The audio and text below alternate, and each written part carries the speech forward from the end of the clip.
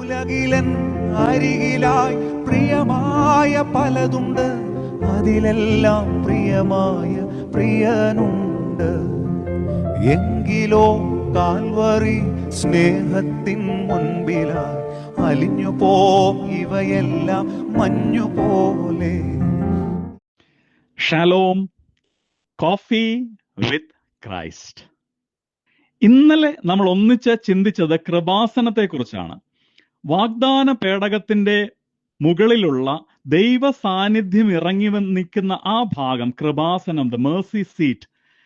പുതിയ നിയമത്തിൽ അത് എപ്രകാരമാണ് പരിശുദ്ധ കന്യകാമറിയത്തിനെ വാഗ്ദാനത്തിന്റെ പേടകം എന്ന് വിളിക്കുന്ന സഭയെക്കുറിച്ച്, അല്ലെങ്കിൽ സഭ എന്തുകൊണ്ട് അങ്ങനെ വിളിച്ചു എന്നതിനെ കുറിച്ച് നമ്മൾ ചിന്തിച്ചു. മൂന്നാമതായിട്ട് ഇന്ന് ആ കൃപാസനം ആരാണ്, ആരൊക്കെയാണ് എന്നുള്ളത് നമ്മൾ ചിന്തിച്ചു. ദൈവ സാന്നിധ്യം ഇറങ്ങി നിൽക്കുന്ന സ്ഥലം. എൻ്റെ ശരീരം ദൈവത്തിന്റെ ആലയം എന്ന് കൊറിന്തോസ് ലേഖനത്തിൽ പറയുന്നു. എൻ്റെ ശരീരത്തിനുള്ളിലേക്ക് എന്തൊക്കെയാണ്? ദൈവത്തിന്റെ തേജസ് എന്നെ വലയം ചെയ്യുന്നു. ദൈവപുത്രന്റെ ശരീരവും രക്തവും മന്നയ്ക്ക് പകരമായിട്ട് എൻ്റെ ഹൃദയത്തിലേക്ക് വരുന്നു. രാജകീയ പുരോഹിത ഗണം എന്നുള്ള ഉറപ്പ് എനിക്ക് തരുന്നു. ഇതൊക്കെയാണ് നാം എങ്ങനെയാണ് കൃപാസനമാകുന്നത് എന്നുള്ളതിനെ കുറിച്ച് നമ്മൾ ചിന്തിച്ചത്. ഇന്ന് നമുക്ക് അല്പം കൂടി ആഴത്തിലേക്ക് ചെല്ലാം. ചിലപ്പോൾ അല്പം ഒന്ന് നീണ്ടുപോകും കേട്ടോ. നിങ്ങൾ ശ്രദ്ധിച്ച് എന്നോടൊത്ത് സഹകരിക്കണമെന്ന് ഈ ആശയം വ്യക്തമാക്കുന്നതിന് വേണ്ടിയിട്ട് അല്പം ചിലപ്പോൾ വീഡിയോ നീണ്ടുപോയേക്കാം. ഒന്ന് സഹകരിക്കണേ. പാപം ചെയ്ത് ദൈവ തേജസ് നഷ്ടപ്പെടുത്തിയ ആദി മാതാപിതാക്കൾ തങ്ങളുടെ നഗ്നത മറയ്ക്കാൻ വേണ്ടി അത്തി ഇല കൊണ്ട് വസ്ത്രം ഉണ്ടാക്കിയത് നമ്മള് ഉൽപ്പത്തി പുസ്തകത്തിൽ വായിക്കുന്നുണ്ടല്ലേ. എന്തായിരുന്നു ഫലം? അല്പനേരത്തേക്ക് തങ്ങൾ ചെയ്ത പ്രവൃത്തി സക്സസ് ആയിട്ട് അവർക്ക് തോന്നി, നഗ്നതയൊക്കെ മറയപ്പെട്ടു. പക്ഷെ സൂര്യൻ ഉദിച്ച് വെയിലിന് ചൂടേറിയപ്പോൾ ഇല വാടാനും ചുരുളാനും തുടങ്ങി. അവരുടെ നഗ്നത വീണ്ടും അനാവൃതമായി. അവർക്ക് തമ്മിൽ നാണം വരാനായിട്ട് തുടങ്ങി. എൻ്റെ പ്രവൃത്തി അല്ലെങ്കിൽ എൻ്റെ കർമ്മങ്ങൾ, പാപത് മൂലം ഉണ്ടായ നഗ്നത മറയ്ക്കാനായിട്ട് ഞാൻ ശ്രമിക്കുന്ന, ഇന്നും നമ്മുടെ സമൂഹം നേർച്ചയും പൂജയും പെരുന്നാളും വെടിക്കെട്ടും വഴിപാടും പുണ്യതീർത്ഥാടന കേന്ദ്രങ്ങളിലേക്കുള്ള യാത്രയും പാപപരിഹാരത്തിനായിട്ടുള്ള മലകയറ്റവും ചില നദികളിൽ പ്രത്യേകം സ്നാനവും ഒക്കെ ചെയ്ത് പാപപരിഹാരം ചെയ്യാനായിട്ട് ശ്രമിക്കുന്നതിൻ്റെ ഇന്നത്തെ വേർഷന്റെ ഏറ്റവും ഓൾഡ് വേർഷനാണ് തന്നെത്താൻ അവർ പാപത്തിന്റെ നഗ്നത മറയ്ക്കാനായിട്ട് ശ്രമിച്ചത്. പക്ഷെ അവരെ കൊണ്ടത് സാധിച്ചില്ല. കാരണം പാപിയായ മനുഷ്യൻ എങ്ങനെയാണ് പാപത്തിന് പരിഹാരം ചെയ്യുക? അതിന് ശുദ്ധരക്തം അല്ലെങ്കിൽ പാപം എന്തെന്നറിയാത്ത ഒരുവൻ വേണം അതിന് പരിഹാരമായിട്ട് ചെയ്യേണ്ടത്, അല്ലേ? ദൈവമായ കർത്താവ് ഈ മനുഷ്യന്റെ ഈ അവസ്ഥ മനസ്സിലാക്കിയിട്ട് അവരോട് അലിവ് തോന്നി ഒരു മൃഗത്തിന്റെ തോല് ഉരിഞ്ഞ് അവർക്ക് ഉടുക്കാനായിട്ട് അല്ലെങ്കിൽ നഗ്നത മറയ്ക്കാനായിട്ട് കൊടുത്തു എന്ന് വേദപുസ്തകത്തിൽ നമ്മൾ വായിക്കുന്നു. പാപം മറയ്ക്കാൻ പാപമറിയാത്ത ഒരു മൃഗത്തിന്റെ തോലുരിഞ്ഞെങ്കിൽ അവിടെ ഒരു മൃഗം ബലിയായി മാറി, അല്ലെങ്കിൽ ഒരു മൃഗം കൊല്ലപ്പെട്ടു, അതിന്റെ രക്തം ചിന്തപ്പെട്ടു. പുതിയ നിയമത്തിലേക്ക് വരുമ്പോഴത്തേക്കും യേശുക്രിസ്തുവിന്റെ ക്രൂശുമരണത്തോട്, കുഞ്ഞാടിന്റെ പാപയാഗത്തോട് ഇത് ഉപമിക്കുന്നതായിട്ട് നമുക്ക് കാണാനായിട്ട് സാധിക്കും. ഈജിപ്തിന്റെ അടിമത്തത്തിൽ നിന്ന് വിടുതൽ കിട്ടുന്ന രാത്രി സംഹാരദൂതൻ നശിപ്പിക്കാതിരിക്കുന്നതിന് വേണ്ടി അവിടെയും ഒരു കുഞ്ഞാട് അറുക്കപ്പെട്ടു. പാപം എന്താണെന്നും അടിമത്തം എന്താണെന്നും അറിയാത്ത ഒരു കുഞ്ഞാട്. ഈ കുഞ്ഞാട് ലോകത്തിന്റെ പാപങ്ങൾ നീക്കുന്ന ദൈവത്തിന്റെ കുഞ്ഞാടായ യേശുക്രിസ്തുവിനെ സൂചിപ്പിക്കുന്നു എന്ന് നമുക്കറിയാം.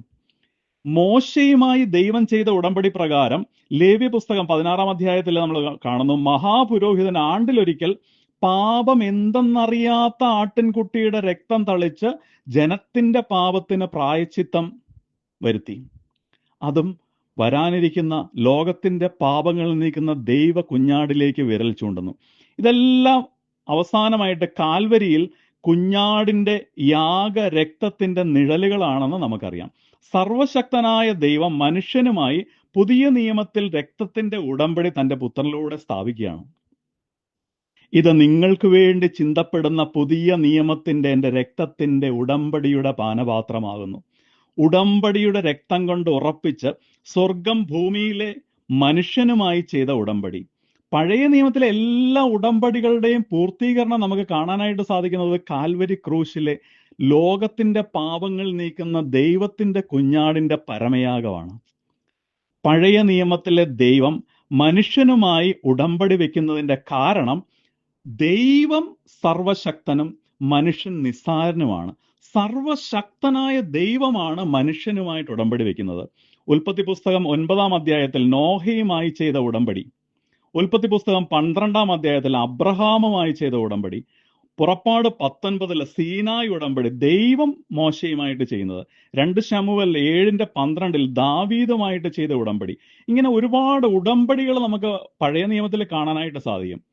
ഈ ഉടമ്പടികളെല്ലാം ഇനീഷ്യൽ സ്റ്റെപ്പ് എടുക്കുന്നത് അല്ലെങ്കിൽ മുന്നോട്ട് വെക്കുന്നത് ദൈവമാണ്. കാരണം അവൻ സർവ അധികാരിയാണ്, മനുഷ്യൻ നിസ്സാരനാണെന്ന് തിരിച്ചറിഞ്ഞിട്ട് ദൈവം ഒരു ഉടമ്പടി വെക്കുകയാണ്. അതെന്തിനു വേണ്ടിയിട്ട്? മനുഷ്യന്റെ രക്ഷയ്ക്ക് വേണ്ടിയിട്ടുള്ള ഉടമ്പടി. പാപം ചെയ്ത് ദൈവ തേജസ് നഷ്ടപ്പെട്ടത് തിരിച്ചെടുക്കാനായിട്ടുള്ള ദൈവം വെക്കുന്ന ഓരോ കരുണയാണ് അവന്റെ ഉടമ്പടി എന്ന് പറഞ്ഞത്. പുതിയ നിയമത്തിൽ ഇങ്ങനെ ദൈവം ലോകത്തിലെ അവസാന മനുഷ്യന് വേണ്ടിയും രക്ഷയ്ക്ക് വേണ്ടിയിട്ട് ഒരു ഉടമ്പടി ഉണ്ടാക്കി. അതാണ് യേശു എന്ന സർവാധികാരി, സകലതും സൃഷ്ടിച്ച വചനം, തൻ്റെ സൃഷ്ടിയായ ദൈവം യേശു ഒരു ഉടമ്പടി ചെയ്തു. സ്വർഗവും ഭൂമിയുമായി ചെയ്ത ഉടമ്പടികളുടെ പൂർത്തീകരണം കാൽവരിയിലെ യാഗമൃഗത്തിൽ നമുക്ക് കാണാനായിട്ട് സാധിക്കും, യേശു ക്രിസ്തുവിൽ കാണാനായിട്ട് സാധിക്കും. അന്ന് യേശുവിൻ്റെ രക്തത്തിൻ്റെ പാനപാത്രത്തിൽ എല്ലാ ഉടമ്പടികളുടെയും പൂർത്തീകരണം ചെന്ന് നിൽക്കുന്നു. നവീനവും സനാതനവുമായ ഉടമ്പടിയുടെ രക്തം, സ്വർഗം ഭൂമിയുമായി ചെയ്ത ഉടമ്പടി, ദൈവത്തിൻ്റെ കരുണയാണ് ദൈവം മനുഷ്യനുമായി ചെയ്യുന്ന ഉടമ്പടി. ഇത്രയും പറഞ്ഞ വചന സത്യങ്ങൾ അത് ബൈബിളിൽ നിന്നുള്ളതാണ്. ഈ അവസാന കാലത്ത് 2000 വർഷത്തെ സഭയുടെ ചരിത്രത്തിൽ എങ്ങുമില്ലാത്തത് കണക്ക് ഇന്ന് മറ്റൊരു ഉടമ്പടി നമുക്ക് കാണാനായിട്ട് സാധിക്കുന്നു, മരിയൻ ഉടമ്പടി. വെളിച്ച ദൂതന്റെ രൂപത്തിൽ ചിലർ വന്ന് ചില കാര്യങ്ങൾ പഠിപ്പിക്കുകയാണ്. ഇത്രയും നാള് ദൈവം നമ്മളുമായിട്ടല്ലേ ഉടമ്പടി ചെയ്തത്? ഒട്ടും കുറയ്ക്കണ്ട. മനുഷ്യന്റെ സ്വാർത്ഥ താല്പര്യങ്ങൾ നേടിയെടുക്കാൻ ഉള്ള അവന്റെ ശ്രമം, സ്വർഗം ഇങ്ങോട്ട് ഇത്രയും നാൾ ഉടമ്പടി ചെയ്തെങ്കിൽ ഞങ്ങൾ അങ്ങോട്ട് ഒരു ഉടമ്പടി വെക്കുക. മനുഷ്യന്റെ അഹങ്കാരത്തിന്റെ ബാബേൽ ഗോപുരത്തിന്റെ പണി ഇവിടെ തുടങ്ങുന്നു. ചിന്തിക്കൂ പ്രിയപ്പെട്ടവരെ, പുറത്തേക്ക് വിട്ട ശ്വാസം ഉള്ളിലേക്ക് എടുക്കാൻ കഴിയാതെ വന്നാൽ വെറും പുഴുക്കളായി ശവമായി മാറുന്ന മനുഷ്യൻ സ്വർഗത്തിൽ, കർത്താവുമായിട്ട് ചെയ്യുന്നതല്ല, സ്വർഗത്തിൽ മഹിമയോടെ ഇരിക്കുന്ന അല്ലെങ്കിൽ മഹിമയോടെ ഇരുത്തിയിരിക്കുന്നു എന്ന് നമ്മൾ വിശ്വസിക്കുന്ന രക്ഷകന്റെ അമ്മയുമായിട്ട് മാതാവുമായിട്ട് ഉടമ്പടി വെക്കാൻ വരെ വേണ്ടി നമ്മൾ വളർന്നോ? നമ്മൾ ആര് ഇവിടെ നിന്ന് അങ്ങോട്ട് ഉടമ്പടി കൊടുക്കാൻ? ഇങ്ങോട്ട് ഉടമ്പടി ചെയ്താൽ ഞങ്ങൾ അങ്ങോട്ട് ഉടമ്പടി വെക്കും. ദൈവമായ നീ മനുഷ്യനായ ഞങ്ങളെ മണ്ണ് കൊണ്ടുണ്ടാക്കിയാൽ അതേ മണ്ണിൽ നിന്ന് അല്ലെങ്കിൽ മണ്ണിൽ നിന്നെടുത്ത വസ്തുക്കളിൽ നിന്ന് ഞങ്ങൾ നിന്നെ ഉണ്ടാക്കും. ഇങ്ങനെ അത് കുഴപ്പമില്ലാന്ന് പഠിപ്പിച്ച് ഇന്ന് എന്ത് ചെയ്യുന്നു? മനുഷ്യൻ ദൈവവുമായിട്ട് ഉടമ്പടി വെക്കാൻ വരെ വളർന്നു. എന്നിട്ട് അത് ന്യായീകരിക്കുന്നതിന് വേണ്ടിയിട്ട് പറയുന്നു, ഇത് നമ്മൾ വിവാഹ ഉടമ്പടി പോലെ, നേർച്ച പോലെ. വിവാഹ ഉടമ്പടിയും നേർച്ചയും ഭൂമിയിൽ കാണുന്ന എല്ലാ ഉടമ്പടികളും ജീവിച്ചിരിക്കുന്ന മനുഷ്യർ തമ്മിലാ. സ്വർഗത്തിലിരിക്കുന്ന മഹിമയണിഞ്ഞവരുമായിട്ടോ സ്വർഗത്തിലിരിക്കുന്ന സർവാധികാരിയുമായിട്ടുള്ള ദൈവവുമായിട്ടോ ഉടമ്പടി വെക്കാനായിട്ട് മനുഷ്യൻ വളർന്നിട്ടില്ല. മനുഷ്യന്റെ നിസ്സാരാവസ്ഥ മനുഷ്യൻ മനസ്സിലാക്കിയാൽ മാത്രം മതി. ചിന്തിക്കൂ, സ്വർഗവുമായി ഉടമ്പടി ഉണ്ടാക്കാനും സ്വർഗത്തിലെ ദൈവത്തെ മണ്ണുകൊണ്ട് നിന്റെ ഭാവനയിലും ഉണ്ടാക്കാനും അനുവദിച്ച അതേ ആൾക്കാര് ഇന്ന് സ്വർഗത്തിൽ ഇരിക്കുന്ന ദൈവവും ത്തിന്റെ തൊട്ടടുത്തിരിക്കുന്ന അല്ലെങ്കിൽ ദൈവത്തിനോട് ചേർന്നിരിക്കുന്ന അവന്റെ മഹത്വത്തിൽ ജീവിക്കുന്ന പരിശുദ്ധ കന്യകാമറിയവുമായിട്ട് ഉടമ്പടി ഉണ്ടാക്കാനായിട്ട് മനുഷ്യനെ ശ്രമിക്കുന്നു. മാതാവിനെ ക്രിസ്തീയ സമൂഹം മുഴുവൻ, അല്ലെങ്കിൽ പോട്ടെ കത്തോലിക്കര് ആയിട്ടുള്ള നമ്മള് മാതാവിനെ സ്വന്തം അമ്മയായിട്ടാ കരുതുന്നത്, അല്ലേ? ചിന്തിക്കൂ പ്രിയപ്പെട്ടവരെ, നിങ്ങളുടെ പെറ്റമ്മ, സ്വന്തം വീട്ടിലുള്ള പെറ്റമ്മയുമായിട്ട് കരാറ് വെച്ചിട്ടാണോ നിങ്ങൾ ആ അമ്മയെ സ്നേഹിക്കുന്നത്? ഉടമ്പടി വെച്ചിട്ടാണോ അമ്മയെ ബഹുമാനിക്കുന്നത്? അത് നമുക്ക് സാധിക്കത്തില്ലല്ലേ?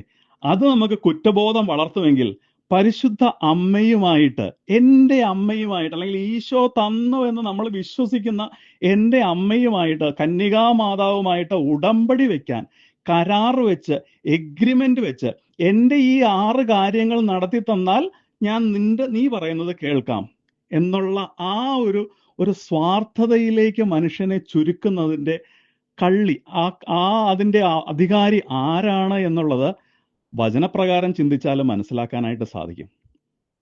സ്വർഗത്തിലെ രാജ്ഞി എന്ന് വിശേഷിപ്പിക്കുന്ന നമ്മുടെ അമ്മയെ ഇതുവഴി ബഹുമാനിക്കുകയാണോ അതോ അവളുടെ മാതൃസ്നേഹത്തിന് വില പേശുകയാണോ ചെയ്യുന്നത്? ചിന്തിക്കാം.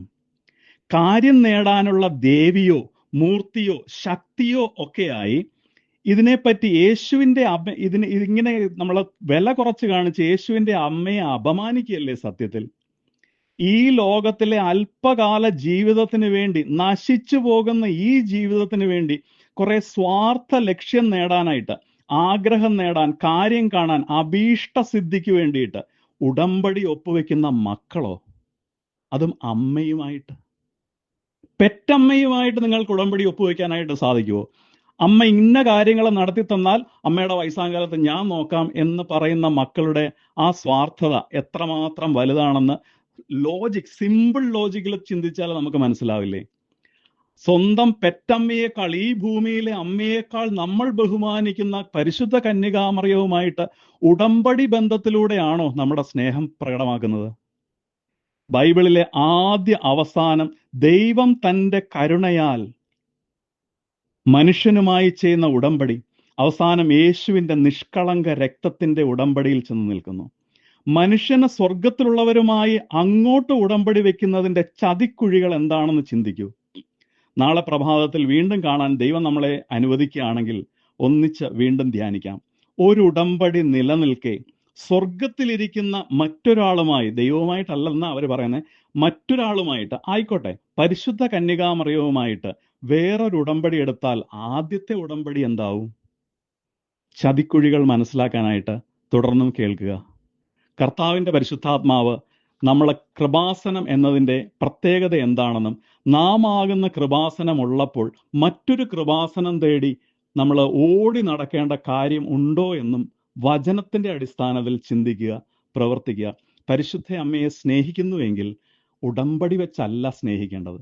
ഈശോയെ സ്നേഹിക്കുന്നുവെങ്കിൽ ഇവിടെ നിന്ന് അങ്ങോട്ട് ഉടമ്പടി വെച്ച് ഇന്ന കാര്യം നടത്തി തന്നാൽ ഞാൻ അങ്ങോട്ട് നടത്തിത്തരാം എന്നുള്ള ഉടമ്പടിയല്ല പറയേണ്ടത്. ചിന്തിക്കാം.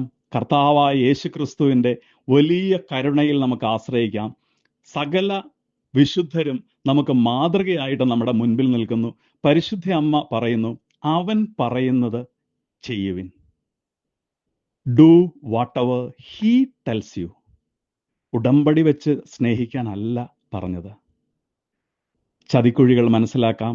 യഥാർത്ഥ ക്രൈസ്തവ ജീവിതത്തിൻ്റെ, യഥാർത്ഥ കത്തോലിക്ക ജീവിതത്തിൻ്റെ ആ ഒരു വലിയ സത്യത്തിലേക്ക് നടന്നെടുക്കുവാൻ ഇന്നത്തെ ദിവസം നമ്മളെ സഹായിക്കട്ടെ. ദൈവം അനുഗ്രഹിക്കട്ടെ.